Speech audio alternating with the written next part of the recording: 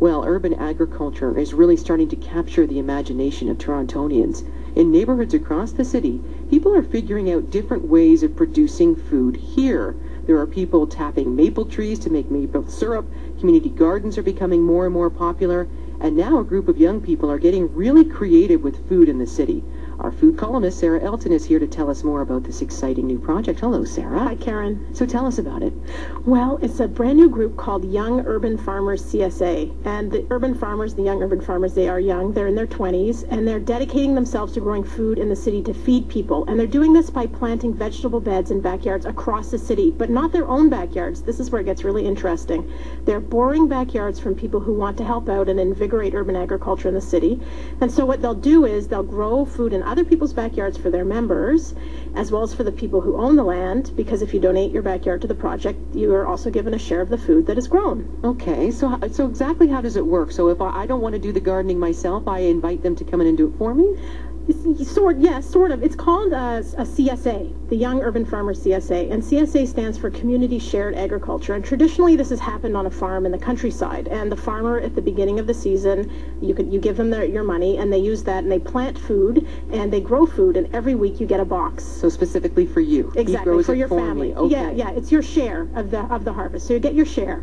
So the young urban farmers are taking this model, but they're making it happen here in the city. And so right now they're offering memberships to everybody, to the public, and anyone who wants to join can pay them up front, and in return you'll get a box of food every week in the summer that is grown in Toronto. So really hyper-local food. So who are the people behind this project? Well, they really are young. Elaine Haworth, who is the organizer who I interviewed, she calls them also young at heart because they do have some older volunteers too. But they're all people who care about food and local food and who want to volunteer. That's the key in this area. Food really is an issue. Is so hot. I'm sure you've noticed more and more people are becoming aware of the environmental cost of our current food system. The local food movement is growing like crazy, and people, you know, there are slogans that are being bandied about, like food security and food sovereignty. And so what this is meant for organizations in the city like Food Share or the Stop Community Food Center is that they're inundated with volunteers. It's actually really difficult, Elaine told me, to get a volunteer spot at one of these food groups. So Elaine and the other members of the Young Urban Farmers, they decided to take matters in their own hands and create their own opportunities. So the Young Urban Farmers are students, there's an accountant, a designer, there's someone who works at a marketing firm, and there are people from really all walks of life who are drawn together around food.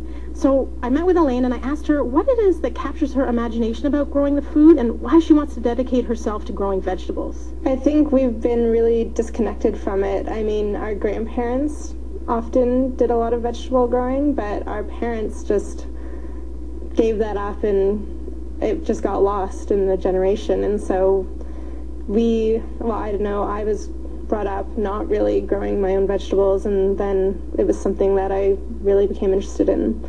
It's like a tiny little miracle every time a seed actually germinates and then something gets produced out of like a tiny seed that you didn't even know it would come out of it. Yeah. And then to eat what you've grown is the best feeling ever, and it's actually the tastiest food I've ever had. No, I find that really interesting, that she wasn't raised in that culture of loving to garden and to plant that seed, that she came into it herself. Her generation actually discovered it. Yeah, it's really interesting. So growing food, though, I'm sure Elaine found out, is a lot of hard work because she didn't see her mom or dad doing it, so she had to discover that herself. And these are all volunteers who are working on this. Yes, it really is a passion for people. But they're also smart about it. They're structuring this as a not-for-profit, and they also have a real business sense, and there's an accountant on board, and people with business background in business, and they're trying to blend this business savvy with the altruism of the nonprofit world. And I think we're seeing more of this kind of alternative business models in the local food movement in general.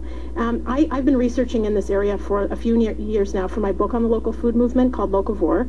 I met so many young people over the last few years who've graduated from university, and they have this real environmental consciousness about them, and they're creating opportunities for themselves that are community-minded.